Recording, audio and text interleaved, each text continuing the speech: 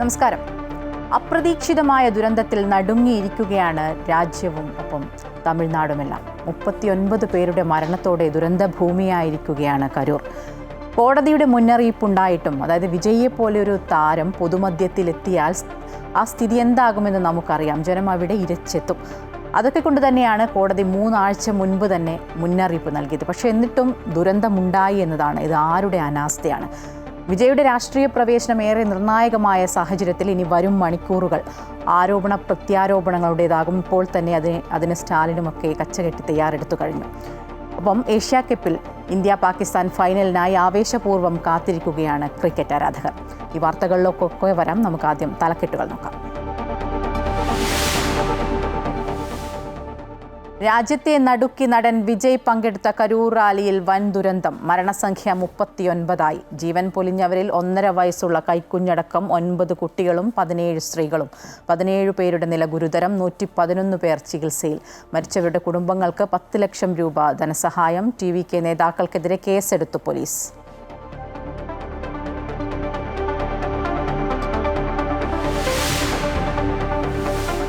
തമിഴ്നാട് മുഖ്യമന്ത്രി MK സ്റ്റാലിൻ പുലർച്ചെ കരൂരിലെത്തി. കേന്ദ്ര സർക്കാർ റിപ്പോർട്ട് തേടി. ദുരന്തത്തിൽ ജുഡീഷ്യൽ അന്വേഷണം പ്രഖ്യാപിച്ചു. അനുശോചിച്ച രാഷ്ട്രപതിയും പ്രധാനമന്ത്രിയും. സഹായ വാഗ്ദാനവുമായി കേരളവും. ദുരന്തത്തിൽ പ്രതികരിക്കാതെ വിജയ് മടങ്ങിയത് വിവാദത്തിൽ. ഹൃദയം തകർന്നെന്ന് ചെന്നൈയിലെത്തിയ ശേഷം സോഷ്യൽ മീഡിയ പോസ്റ്റ്. വിജയുടെ വീടിന്റെ സുരക്ഷ കൂട്ടി.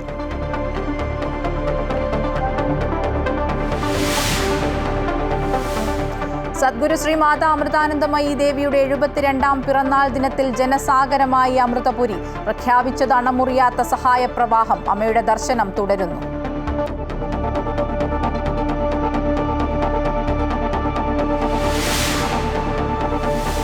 സംസ്ഥാനത്ത് മഴ തുടരുമെന്ന് കാലാവസ്ഥാ നിരീക്ഷണ കേന്ദ്രം. കോഴിക്കോട്, വയനാട്, കണ്ണൂർ, കാസർഗോഡ് ജില്ലകളിൽ യെല്ലോ അലേർട്ട്. ഇടിമിന്നലോട് കൂടിയ മഴയ്ക്കും 40 കിലോമീറ്റർ വരെ വേഗതയിൽ കാറ്റിനും സാധ്യത.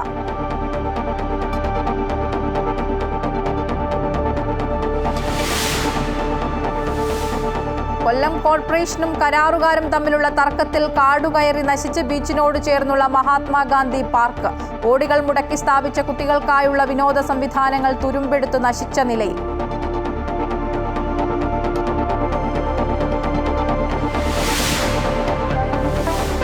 ഏഷ്യാ കപ്പ് ക്രിക്കറ്റിൽ ഇന്ത്യ പാകിസ്ഥാൻ ചരിത്ര പോരാട്ടം ഇന്ന്. മത്സരം രാത്രി 8 മണി മുതൽ.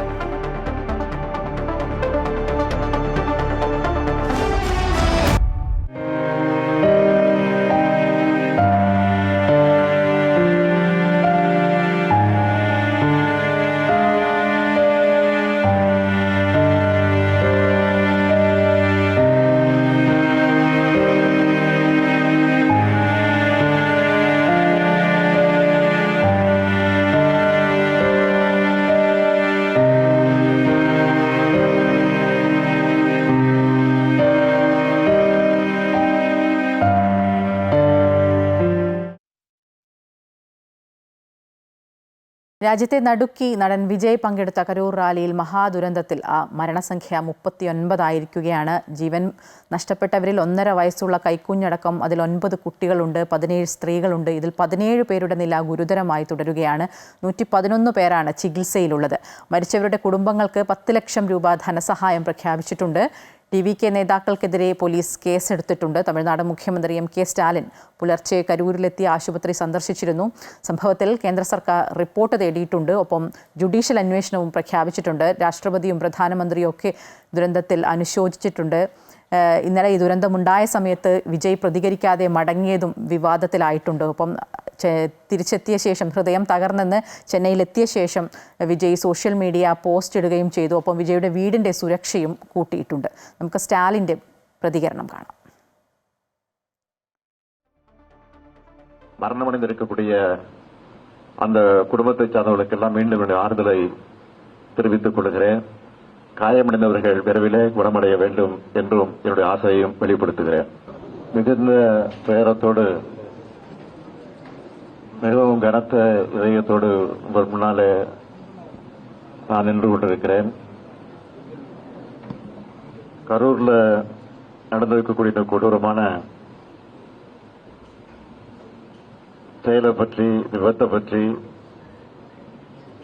விவரிக்க முடியாது. அந்த அளவுக்கு ஒரு சோக சூழ்நிலை ஏற்பட்டிருக்கு. அதை பத்தி விவரமா சொல்லக்கூடிய மனசு கூட என்னுடைய மனசுல இடம் கொடுக்கல. அந்த அளவுக்கு நானும் வேதனையில் இருக்கிறேன். நேற்று இரவு ஒரு 7:45 மணி அளவுக்கு சென்னையில அதிகாரிகளோடு கலந்து பேசிக் கொண்டிருந்த போது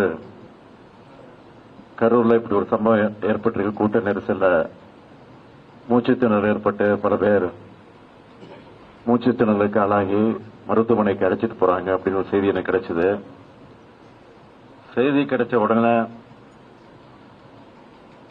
இந்த கரூர் தொகுதியினுடைய சட்டமன்ற உறுப்பினர் முன்னாள் அமைச்சர் செந்தில் பாலாஜியோடு நான் தொடர்பு கொண்டு இந்த மாதிரி செய்தி கேள்விப்பட்டன, உண்மையா, உடனடியாக நீங்க மருத்துவமனைக்கு போங்க, போய் என்னன்னு பாருங்கன்னு சொன்னேன். அதுக்கப்புறம் கலெக்டர் இடத்துலையும் தொடர்பு கொண்டு நான் கேட்டபோது அவரும் சில விஷயங்களை எல்லாம் சொன்னாரு.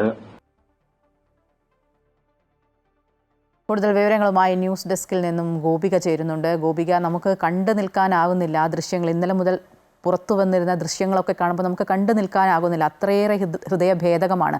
കൊച്ചു കുഞ്ഞുങ്ങളടക്കം ആണ് ഈ ദുരന്തത്തിൽ ജീവൻ നഷ്ടമായത് എന്നുള്ളതാണ്. അതിൽ 111ഓളം പേർ ചികിത്സയിലുണ്ട്. അതിൽ 17 പേരുടെ അവസ്ഥ അതീവ ഗുരുതരമായി തുടരുകയാണ്. നിലവിലെ ഒരു സാഹചര്യം എങ്ങനെയാണ്?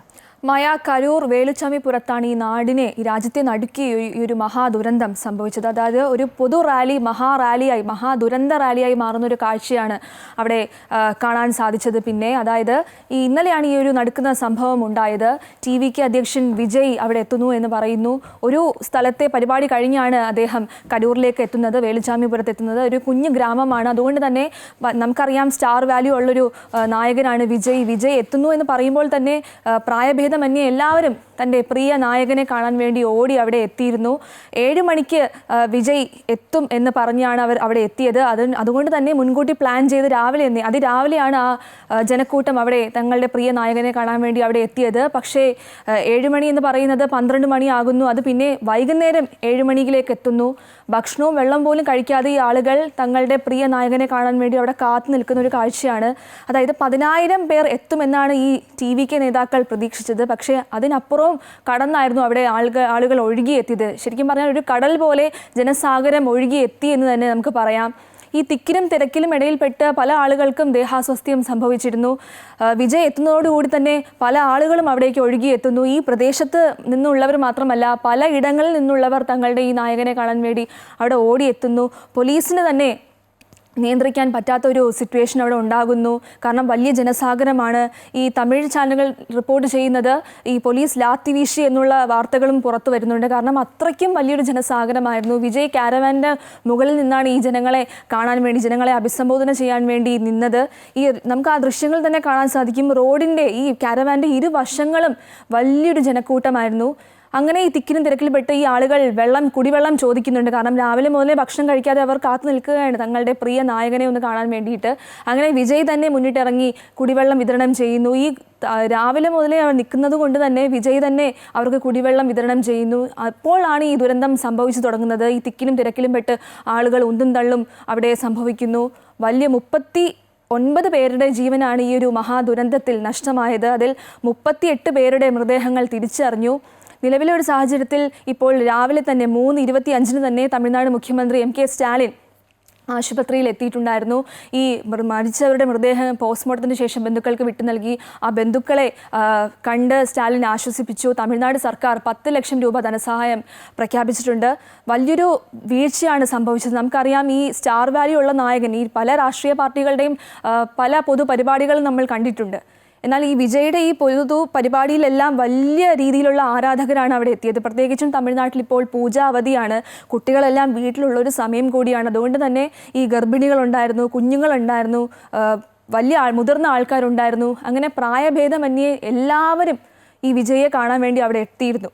10,000 പ്രതീക്ഷിച്ചടുത്ത് വലിയൊരു ലക്ഷക്കണക്കിന് ആളുകൾ എത്തുമ്പോൾ പോലീസിന് അത് നിയന്ത്രിക്കാൻ സാധിച്ചില്ല. ഈ ഏറ്റവും എടുത്തു പറയേണ്ട ഒരു കാര്യം, ഈ TVK അധ്യക്ഷൻ ആ വിജയ്ക്കും അവരുടെ അണികൾക്ക് പോലും ഇത്രയും ഒരു ജനസാഗരത്തെ നിയന്ത്രിക്കാൻ സാധിച്ചില്ല എന്നുള്ളതാണ്. സാധാരണ നമ്മൾ പൊതുസമ്മേളനം കാണുമ്പോൾ നമുക്കറിയാം ഇത്രയും പേരെ പ്രതീക്ഷിക്കുന്നു, അല്ലെങ്കിൽ അതിന് അനുസരിച്ചുള്ള ഒരു സുരക്ഷയും അതിൻ്റെ മുൻകരുതലും എല്ലാം തന്നെ എടുക്കാറുണ്ട്. എന്നാൽ ഇവർക്ക് തന്നെ വലിയൊരു വീഴ്ച പറ്റി, വലിയൊരു പാളിച്ച പറ്റി. അതോടൊപ്പം തന്നെ നിരവധി കുഞ്ഞുങ്ങൾ, ഇതിൽ മരണപ്പെട്ടതിൽ 1.5 വയസ്സുള്ള കുഞ്ഞു പോലുമുണ്ട്. ഒരു കുടുംബത്തിലെ 3 പേരുടെ ജീവൻ നഷ്ടമാകുന്നു. അങ്ങനെ വലിയ രീതിയിൽ വലിയ സങ്കടകരമായ ഒരു കാഴ്ചയാണ് തമിഴ്നാട്ടിൽ ഇപ്പോൾ സംഭവിച്ചുകൊണ്ടിരിക്കുന്നത്. ഗോപിക, അതുപോലെ തന്നെ ഈ ജുഡീഷ്യൽ അന്വേഷണം പ്രഖ്യാപിച്ചിട്ടുണ്ട്. ഈ അന്വേഷണവുമായി ബന്ധപ്പെട്ട പുതിയ വിവരങ്ങൾ എന്തൊക്കെയാണ്? TVK നേതാക്കൾക്കെതിരെ കേസെടുത്തിട്ടുണ്ട് എന്ന് മനസ്സിലാക്കുന്നു.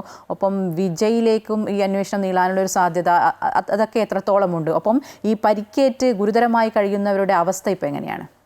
17 പേരാണ് അതീവ ഗുരുതരാവസ്ഥയിൽ ചികിത്സയിൽ കഴിയുന്നത്. അതിൽ 111 പേരുടെ നില ഇപ്പോൾ തൃപ്തികരമാണെന്നുള്ള റിപ്പോർട്ടുകളാണ് പുറത്തു വരുന്നത്. ഈ ജുഡീഷ്യൽ അന്വേഷണം ആവശ്യപ്പെട്ട് DMK അടക്കമുള്ളവർ രംഗത്തെത്തിയിരുന്നു. രാവിലെ ഈ ആശുപത്രി സന്ദർശിച്ച ശേഷം MK സ്റ്റാലിൻ പറയുകയുണ്ടായി, ഈ മാധ്യമങ്ങൾ ചോദിച്ചപ്പോൾ പറയുകയുണ്ടായി, ഏത് നേതാവെന്നും നോക്കത്തില്ല, ജുഡീഷ്യൽ അന്വേഷണ റിപ്പോർട്ട് വന്നാൽ കൃത്യമായ നടപടി എടുക്കുമെന്ന് തന്നെയാണ് അദ്ദേഹം പറഞ്ഞത്. ഏറ്റവും സങ്കടകരമായ കാര്യം, ഇത്രയും വലിയൊരു നേതാവായ വിജയ് ഈ ഒരു അപകടത്തിന് ശേഷം ഒരു ഫേസ്ബുക്ക് പോസ്റ്റിലൂടെ മാത്രമാണ് ഈ ഒരു അപകടത്തെക്കുറിച്ചൊരു മറുപടി നൽകിയത് എന്നുള്ളതാണ്. ഹൃദയം തകർന്നുപോയി തൻ്റെ ഈ കാഴ്ച കണ്ടപ്പോൾ, ഈ വാർത്ത കണ്ടപ്പോൾ എന്നാണ് അദ്ദേഹം പ്രതികരിച്ചത്. ഈ ഒരു നടനെ കാണാൻ വേണ്ടിയിട്ടാണ്, ഒരു പൊളിറ്റീഷ്യൻ എന്നതിലുപരി ഈ ഒരു നടനെ കാണാൻ വേണ്ടിയിട്ടാണ് അവിടെ ഇത്രയും ആളുകൾ അവിടെ ഇരമ്പി എത്തിയത്. പക്ഷേ ഒരു ഫേസ്ബുക്ക് കുറിപ്പിലൂടെ മാത്രമാണ് അദ്ദേഹം അനുശോചനം രേഖപ്പെടുത്തിയത്. പ്രധാനമന്ത്രിയും രാഷ്ട്രപതിയും അതോടൊപ്പം തന്നെ മുഖ്യമന്ത്രി പിണറായി വിജയനും MK സ്റ്റാലിനെ ഒരു കത്തെഴുതിയിട്ടുണ്ടായിരുന്നു. എന്ത് ആവശ്യമുണ്ടെങ്കിലും കേരളം സഹായിക്കാൻ അവിടെ സജ്ജമാണ് എന്നുള്ളൊരു മറുപടിയും അദ്ദേഹം നൽകിയിരുന്നു. ശരി, വൻ ദുരന്തമാണ് ഉണ്ടായത്. 39 പേരാണിപ്പോൾ മരിച്ചിരിക്കുന്നത്. ഇതിൽ ജുഡീഷ്യൽ അന്വേഷണം പ്രഖ്യാപിച്ചിട്ടുണ്ട്. ഇതിൻ്റെ സുരക്ഷ സംബന്ധിച്ച് വരും മണിക്കൂറുകളിലൊക്കെ അന്വേഷണവുമായി ബന്ധപ്പെട്ട വിവരങ്ങളൊക്കെ കൂടുതലായിട്ട് അറിയാൻ കഴിയും. ഒപ്പം വിജയുടെ ഭാഗത്തു നിന്നും ഇനി അന്വേഷണം വിജയിലേക്കടക്കം എത്തുമോ എന്നുള്ള കാര്യങ്ങളിലും വരും മണിക്കൂറുകളിലൊക്കെ വ്യക്തതയുണ്ടാകും. ഗോപികയാണ് ന്യൂസ് ഡെസ്കിൽ നിന്നും വിശദമായ വിവരം നൽകിയത്. തമിഴ്നാട്ടിലെ കരൂരിൽ റാലിക്കിടെയുണ്ടായ അപകടത്തിൽ അനുശോചനം അറിയിച്ച മുഖ്യമന്ത്രി പിണറായി വിജയൻ നിരവധി പേർക്ക് ജീവൻ നഷ്ടപ്പെടുകയും പരിക്കേൽക്കുകയും ചെയ്ത സംഭവം അതീവ ദുഃഖകരമെന്ന് മുഖ്യമന്ത്രി പറഞ്ഞു. സഹായം വാഗ്ദാനം ചെയ്ത് തമിഴ്നാട് മുഖ്യമന്ത്രി MK സ്റ്റാലിന് കത്തയച്ചുവെന്നും അനുശോചനം രേഖപ്പെടുത്തി മുഖ്യമന്ത്രി ഫേസ്ബുക്കിൽ കുറിച്ച പോസ്റ്റിൽ പറയുന്നു.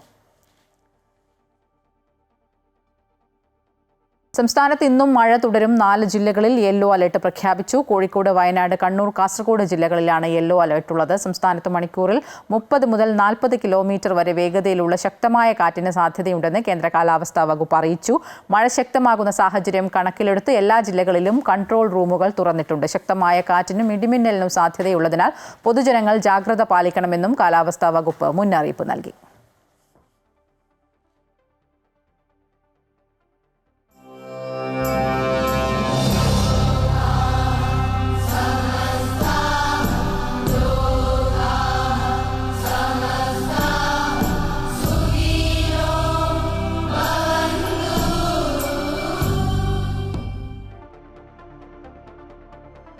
സ്വന്തം മനോവികാസത്തിനും സമൂഹത്തിന്റെ നന്മയ്ക്കും ഉതകുന്ന ശീലങ്ങൾ ഉള്ളിൽ ജനിക്കുന്ന ദിവസമാണ് ഒരു വ്യക്തിയുടെ യഥാർത്ഥ ജന്മദിനമെന്ന് സദ്ഗുരു ശ്രീ മാതാ അമൃതാനന്ദമയി ദേവി.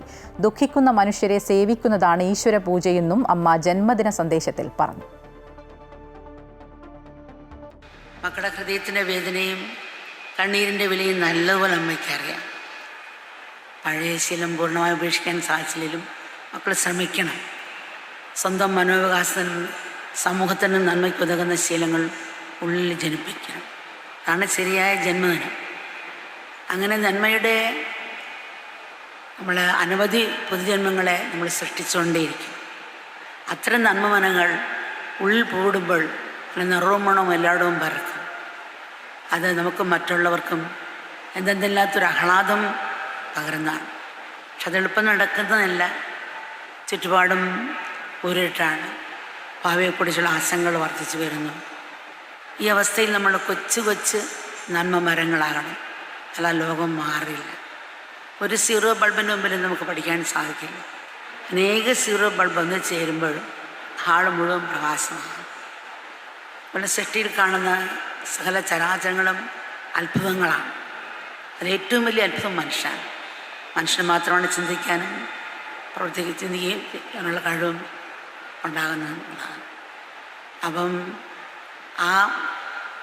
നമ്മൾ ശരിയും തെറ്റും തിരിച്ചറിയാനും അതുപോലെ നമ്മളതിന് അനുസരിച്ച് സ്വീകരിക്കാനുള്ള മനസ്സുള്ള മനുഷ്യൻ മാത്രമാണ്.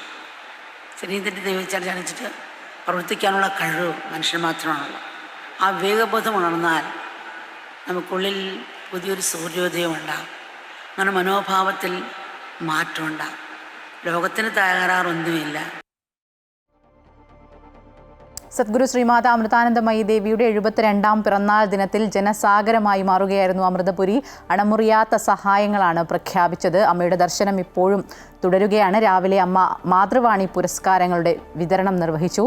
അമൃതപുരിയിൽ നിന്നും സുധീഷ് കുമാർ ചേരുന്നുണ്ട്. സുധീഷ്, നമുക്കറിയാം ഇന്നലെ മുതൽ നമ്മൾ കണ്ടതാണ്, അതുപോലെ ആളുകളാണ് അമ്മയെ കാണാനായി എത്തിച്ചേർന്നത്. അമ്മയെ ഒരു നോക്ക് കാണാൻ വേണ്ടി, അമ്മയുടെ ദർശനത്തിനായി കാത്തു നിൽക്കുന്നത്. ഇപ്പോഴും ദർശനം തുടരുകയാണോ? എന്തൊക്കെയാണ് വിവരങ്ങൾ? തീർച്ചയായും അല്പം മുമ്പാണ് അമ്മ ദർശനം അവസാനിപ്പിച്ചത്. ഏകദേശം 7:10 വരെ ദർശനം ഉണ്ടായിരുന്നു. 7:10 കൂടി അമ്മ ഈ ജന്മദിന ആഘോഷ വേദിയിൽ നിന്നും ദർശനം പൂർത്തിയാക്കി. അവസാനം കാത്തുനിന്ന ഭക്തനും ദർശനം നൽകി ആ ഒരു ദർശന പുണ്യം പകർന്നതിനു ശേഷമാണ് അമ്മ ഇവിടെ നിന്നും മടങ്ങിയത്. ഇപ്പോഴും ഈ പ്രദേശത്ത് നമുക്ക് കാണാം അമ്മയുടെ മക്കൾ, അവർ പക്ഷേ ഇതിനെ മറ്റു പ്രവർത്തനങ്ങൾക്കായി ഇവിടെ, അതായത് ഇവിടെ ഒക്കെ വൃത്തിയാക്കേണ്ടതുണ്ട്. ഒരു ദിവസത്തിൽ കൂടുതൽ നേരം നീണ്ടുനിന്ന ഒരു ദർശനമായിരുന്നു. ആ ദർശനത്തിന് ശേഷവും ജന്മദിനാഘോഷങ്ങൾക്ക് ശേഷവും ഈ പ്രദേശങ്ങളൊക്കെ പഴയ രീതിയിൽ വൃത്തിയായി സൂക്ഷിക്കുക എന്ന അമ്മയുടെ ആഹ്വാന പ്രകാരം ആ മക്കൾ മാത്രമാണ് ഇപ്പോൾ ഇവിടെ തുടരുന്നത്. അമ്മയെ കഴിഞ്ഞ ദിവസം മുഴുവൻ ദർശനം നടത്തുന്ന സമയത്തൊക്കെ തന്നെ അമ്മ പറഞ്ഞിരുന്നു മക്കൾക്ക് ഒരു തരത്തിലുള്ള ബുദ്ധിമുട്ടുകളും ഉണ്ടാക്കില്ല. വിദേശത്തു നിന്നും കേരളത്തിന് പുറത്തു നിന്നുമൊക്കെ നിരവധി ഭക്തന്മാരാണ് അമ്മയെ കാത്ത് ഇവിടെ ഉണ്ടായിരുന്നത്. അതുകൊണ്ട് തന്നെ അവർക്കൊക്കെ ഒരു ആശങ്കയുണ്ടായിരുന്നു. കാരണം അമ്മ ദർശനം കിട്ടുമോ എന്നുള്ള ഒരു വിഷമത അവർക്കുണ്ടായിരുന്നു. പക്ഷേ അതൊന്നും പ്രശ്നങ്ങൾ ഉണ്ടായിരുന്നില്ല. അതിലൊന്നും പ്രശ്നങ്ങൾ ഉണ്ടായില്ല. കൃത്യമായ ദർശനം എല്ലാവർക്കും സാധ്യമാക്കിയതിനു ശേഷമാണ് അമ്മയ്ക്ക് അമൃതപുരിയിലേക്ക് തിരിച്ച്, അതായത് ജന്മദിനാഘോഷം നടക്കുന്ന വേദിയിൽ നിന്നും അമൃതപുരിയിലേക്ക് തിരിച്ച് അമ്മ മടങ്ങിയത്.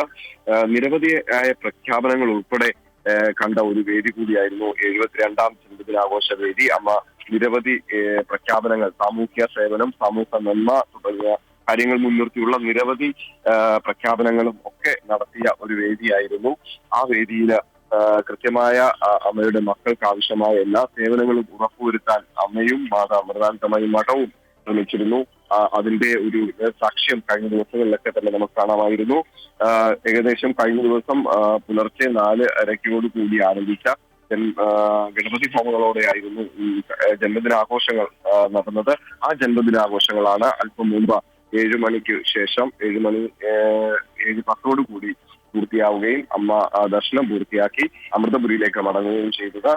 പ്രധാനമായും അമ്മയുടെ സാമൂഹ്യ സേവനം അല്ലെങ്കിൽ സമൂഹത്തിന്റെ ഉന്നമനത്തിനായി നിശ്ചയിച്ചിരിക്കുന്ന അല്ലെങ്കിൽ അമ്മയുടെ കാഴ്ചപ്പാടോട് കൂടിയ ചില പദ്ധതികൾ, ആ പദ്ധതികൾ യാഥാർത്ഥ്യമാക്കുന്നതിന് അമൃതാനന്ദമയി മഠം മുന്നിട്ടിറങ്ങുമ്പോൾ അതിന് സാമൂഹ്യ സേവന രംഗത്തൊക്കെ നിരവധി മാറ്റങ്ങളാണ് കൊണ്ടുവരാൻ സാധിക്കുന്നത്.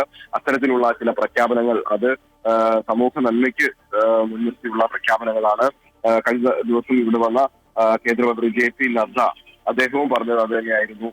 തീർച്ചയായും മഠവും അമ്മയും ചേർന്ന് കേന്ദ്ര ഗവൺമെന്റിനും നിരവധിയായ പ്രോജക്റ്റുകൾ ചെയ്യാൻ കഴിയുന്നുണ്ട്. അത്തരത്തിലുള്ള ചില പദ്ധതികൾ ഇന്ത്യക്കകത്തും പുറത്തും ഇന്ത്യയുടെ ഒരു യശസ് ഉയർത്തുന്ന തരത്തിലുള്ള പ്രവർത്തനങ്ങൾ കാഴ്ചവെക്കാൻ മഠത്തിന്റെയും അമ്മയുടെയും ഭാഗത്തു നിന്നുള്ള ഒരു സഹായങ്ങൾ അത് ഏറെ പ്രയോജനം ചെയ്യുന്നു എന്ന് തന്നെയാണ് അദ്ദേഹം സൂചിപ്പിച്ചത്. അത്തരത്തിൽ മഹനീയമായ ഒരു ജന്മദിനാഘോഷ ചടങ്ങുകൾ പൂർത്തിയാക്കിയതിനു ശേഷമാണ് അമ്മ ഇപ്പോൾ അമൃതപുരിയിലേക്ക് മടങ്ങിയിരിക്കുന്നത്. അമ്മയുടെ ജന്മദിനാഘോഷ ചടങ്ങുകൾ പൂർത്തിയായി അവസാനമായി അമ്മയെ കാണാനെത്തിയ അവസാനത്തെ ഭക്തന് പോലും ദർശനം നൽകിക്കൊണ്ടാണ് അമ്മ അമൃതപുരിയിലേക്ക് മടങ്ങിയത്. സുധീഷാണ് വിവരങ്ങൾ നൽകിയത്. കൊല്ലം കോർപ്പറേഷനും കരാറുകാരും തമ്മിലുള്ള തർക്കത്തിൽ ജില്ലയിലെ പ്രധാന ടൂറിസ്റ്റ് കേന്ദ്രം കാടുകയറി നശിക്കുന്നു. കൊല്ലം ബീച്ചിനോട് ചേർന്നുള്ള മഹാത്മാഗാന്ധി പാർക്കിനാണ് ഈ ദുരവസ്ഥ. കോടികൾ മുടക്കി സ്ഥാപിച്ച പാർക്കിലെ കുട്ടികൾക്കായുള്ള സംവിധാനങ്ങളെല്ലാം തുരുമ്പെടുത്ത് നശിക്കുകയാണ്. 1 വർഷം മുൻപ് വരെ ഇതായിരുന്നില്ല ഇവിടുത്തെ അവസ്ഥ. കുട്ടികളും സന്ദർശകരുമൊക്കെയായി ഏറെ തിരക്കുള്ള നഗരത്തിലെ പ്രധാന വിശ്രമ കേന്ദ്രങ്ങളിൽ ഒന്നായിരുന്നു ഇവിടം. ജില്ലയിലെ പ്രധാന വിനോദസഞ്ചാര കേന്ദ്രമായ കൊല്ലം ബീച്ചിലെത്തുന്നവർ ഏറെ നേരം കുട്ടികളുമായി ഇവിടെ ചിലവഴിച്ചിരുന്നു.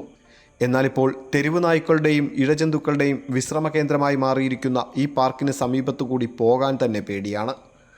1967 അന്നത്തെ ഉപരാഷ്ട്രപതി സാക്കിർ ഹുസൈനാണ് മഹാത്മാഗാന്ധി പാർക്ക് ഉദ്ഘാടനം ചെയ്തത്.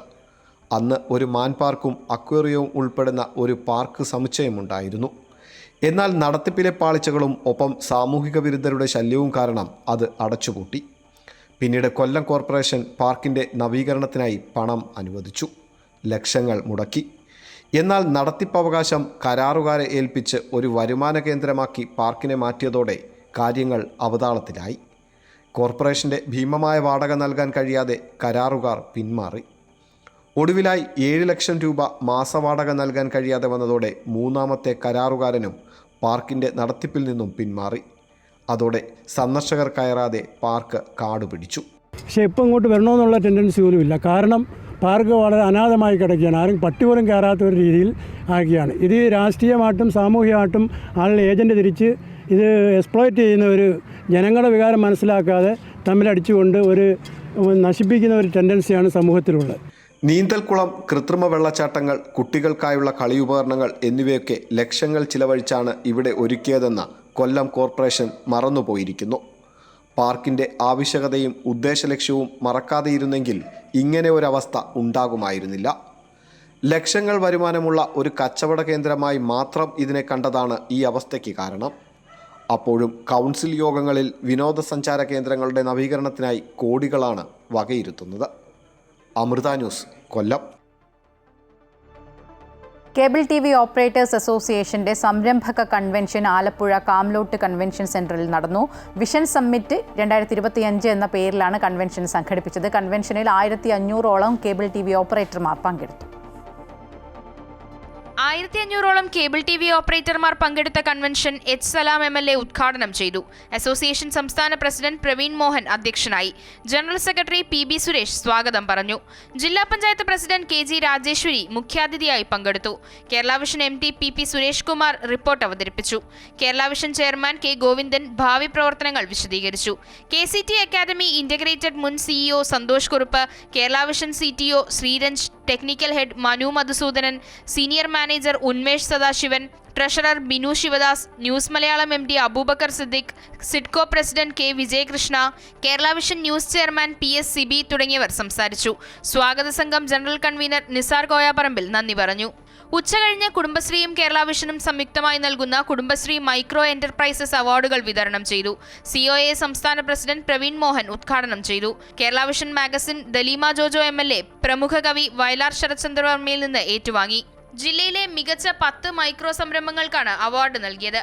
Aryad block panchayat president KD Mahindran, Kanjikuzhi block panchayat president VG Mohanan, Aryad ഗ്രാമപഞ്ചായത്ത് പ്രസിഡന്റ് സുധീർ ലാൽ, മാരാരിക്കുളം തെക്ക് പഞ്ചായത്ത് പ്രസിഡന്റ് PP സംഗീത, നടി ഗായത്രി അരുൺ എന്നിവർ പുരസ്കാരങ്ങൾ വിതരണം ചെയ്തു. കുടുംബശ്രീ മിഷൻ ജില്ലാ coordinator Ranjith, KCCL chairman K Govindan, COA state secretary Nisar Koyaparamban, Kerala Vision News chairman PS Sibi, Kerala Vision News MD Prajeesh Achandi എന്നിവർക്ക് പുറമെ കലാ, സാഹിത്യ, സിനിമ, വാണിജ്യ, കായിക രംഗത്തെ പ്രമുഖരും പങ്കെടുത്തു. പുരസ്കാര വിതരണത്തിന് ശേഷം കുടുംബശ്രീ മിഷന്റെ പങ്കാളിത്തത്തോടെ സിനിമ, ടെലിവിഷൻ രംഗത്തെ പ്രശസ്തർ ഉൾപ്പെട്ടവരുടെ വർണ്ണാഭമായ കലാസന്ധിയും അരങ്ങേറി. അമൃത ന്യൂസ്, ആലപ്പുഴ. ഫോർട്ട് കൊച്ചി തുരുത്തിയിൽ ഭവന ഭൂരഹിതർക്കായി കൊച്ചി കോർപ്പറേഷനും കൊച്ചി സ്മാർട്ട് മിഷൻ ലിമിറ്റഡും നിർമ്മിച്ച ഇരട്ട ഭവന സമുച്ചയങ്ങളുടെ താക്കോൽദാനം മുഖ്യമന്ത്രി പിണറായി വിജയൻ നിർവഹിച്ചു.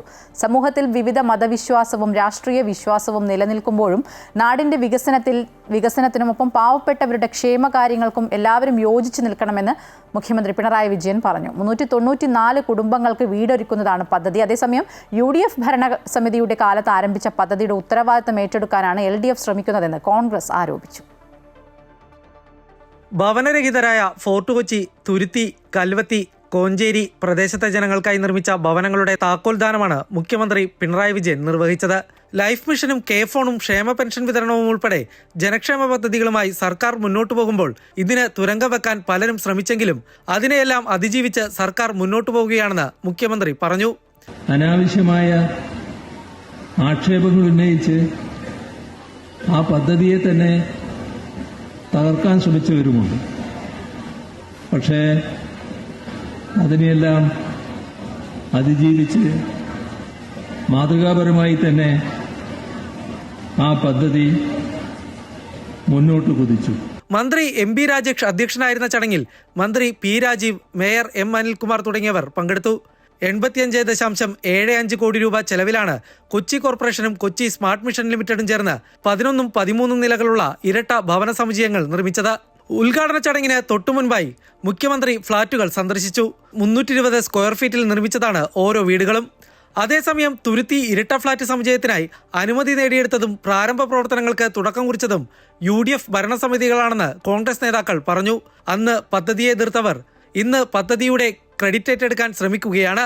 കൊച്ചിയിലെ മുൻ മേയർമാരായ ടോണി ചമ്മണി, സൗമിനി ജെയിൻ എന്നിവർ വാർത്താ സമ്മേളനം നടത്തിയാണ് ആരോപണം ഉന്നയിച്ചത്.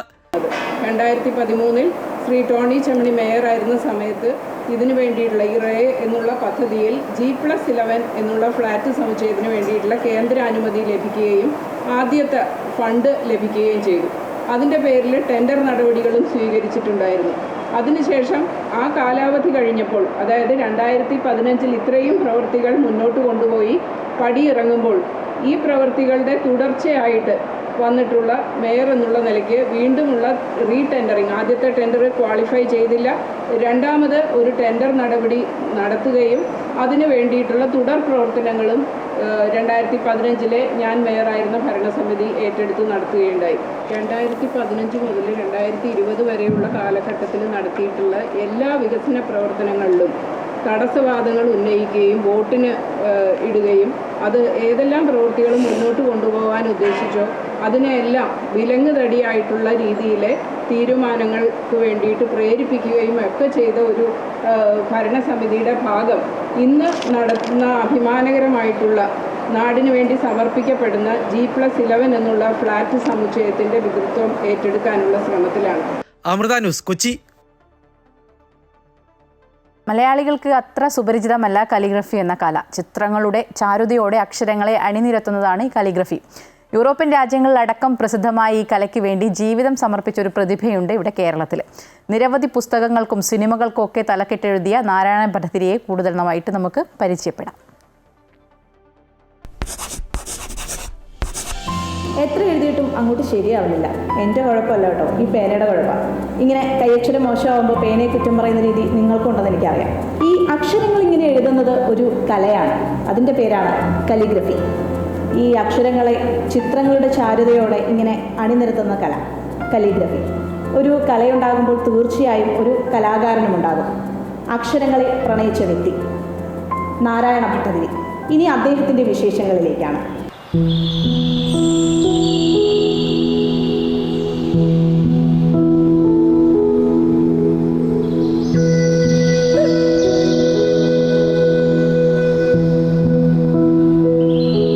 കണ്ടാൽ ചിത്രം വരയ്ക്കുന്നതാണെന്ന് തോന്നിപ്പോകും. എന്നാൽ ചിത്രങ്ങളെപ്പോലെ തന്നെ അത്രയും മനോഹരമായി അക്ഷരങ്ങളാണ് നാരായണ ഭട്ടതിരി ഈ ക്യാൻവാസിൽ എഴുതുന്നത്. ചെറുപ്പം മുതൽ അക്ഷരങ്ങളോട് തോന്നിയ പ്രണയമാണ് അദ്ദേഹത്തെ ഒരു കലിഗ്രഫറാക്കിയത്. സ്കൂൾ കാലഘട്ടം മുതൽ വ്യത്യസ്തമായ രീതിയിൽ അക്ഷരങ്ങളെ എഴുതി തുടങ്ങിയതാണ് പിന്നീട് MT വാസുദേവൻ നായരുടെയും മാധവിക്കുട്ടിയുടെയും ഒക്കെ പുസ്തകങ്ങൾക്ക് തലക്കെട്ടെഴുതി ഭംഗിയാക്കി. അക്ഷരങ്ങൾക്കുള്ളിൽ വലിയ ആശയങ്ങൾ ചിത്രങ്ങൾ എന്ന പോലെയാണ് നാരായണ ഭട്ടതിരി എഴുതിക്കൂട്ടുന്നത്. നവംബറിന്റെ നഷ്ടം തുടങ്ങി 30ഓളം സിനിമകളുടെ തലക്കെട്ടെഴുതിയതും നാരായണ ഭട്ടതിരിയാണ്. എന്നും നിന്റെ മൊയ്തീൻ, ഒറ്റമുറി വെളിച്ചം തുടങ്ങിയ ചിത്രങ്ങൾക്കും അദ്ദേഹം തലക്കെട്ടെഴുതിയിട്ടുണ്ട്. പല സിനിമയുടെ ടൈറ്റിലുകളൊക്കെ എഴുതിയിട്ടുണ്ട്. നിഴലുണ്ട്, എന്ന് നിന്റെ മൊയ്തീനുണ്ട്, ക്ലിൻറ്റ്, അന്യർ എന്നൊക്കെ പറഞ്ഞ കുറേ സിനിമകളുണ്ട്. കലിഗ്രാഫിക്ക് വേണ്ടിയാണ് എൻ്റെ ഈ വർക്ക് മുഴുവൻ ചെയ്യുന്നത്. ഫെസ്റ്റിവൽ നടത്തുന്നതും ഞാൻ എക്സിബിഷൻ നടത്തുന്നതും ഇപ്പോൾ ഈ ഗാലറി തുടങ്ങിയേക്കുന്നതും ഒക്കെ കലിഗ്രാഫിയുടെ പ്രചരണത്തിന് വേണ്ടിയിട്ടാണ്. ഇന്ത്യയിൽ കലിഗ്രാഫിക്ക് വേണ്ടിയുള്ള ഏക ഗാലറിയാണിത്. നിറത്തിൽ ചാലിച്ച ഈ അക്ഷരചിത്രങ്ങൾക്ക് പിന്നിൽ 45 വർഷത്തെ ചരിത്രമാണ് നാരായണ ഭട്ടതിരിക്ക് പറയാനുള്ളത്. അക്ഷരങ്ങളുടെ ഈ കലയോട് പുതുതലമുറയ്ക്ക് താല്പര്യം കുറവാണെന്ന് നാരായണ ഭട്ടതിരി പറയുന്നു. കുട്ടികളുടെ താല്പര്യത്തെക്കാൾ കൂടുതൽ പേരൻസിൻ്റെ താല്പര്യത്തിലാണെന്ന് തോന്നുന്നു വരുന്നത്. കുട്ടികൾ അത്ര താല്പര്യം കാണിക്കുന്നില്ല എന്നാണ് എനിക്ക് തോന്നുന്നത്. കുട്ടികൾ ആദ്യമൊക്കെ പല കുട്ടികളും വന്നിരുന്ന അവരൊക്കെ എന്തിനാണ് എഴുതുന്നതെന്നാണ് ചോദിക്കുന്നത്. അവർ ഒക്കെ കമ്പ്യൂട്ടർ ഉപയോഗിക്കുന്ന കുട്ടികളായതുകൊണ്ട് അതാണ് അവരുടെ രീതി. പന്തളം സ്വദേശിയായ ഭട്ടതിരി കച്ചടത്തപ്പ എന്ന കലിഗ്രഫി ആർട്ട് ഗാലറി സംരംഭവുമായി ഇപ്പോൾ തിരുവനന്തപുരം വഴുതക്കാടാണുള്ളത്. ഒരു കലിഗ്രഫറാകാൻ നല്ല കൈയക്ഷരം വേണമെന്നോ ചിത്രകല അറിഞ്ഞിരിക്കണമെന്നോ എന്നൊന്നുമില്ല. അക്ഷരങ്ങളോടുള്ള ഇഷ്ടവും പരിശീലിക്കാനുള്ള ഒരു മനസ്സും മാത്രം മതി. ക്യാമറാമാൻ ചന്ദ്രജോസിനൊപ്പം മാതൃ രാധാകൃഷ്ണൻ, അമൃത ന്യൂസ്, തിരുവനന്തപുരം.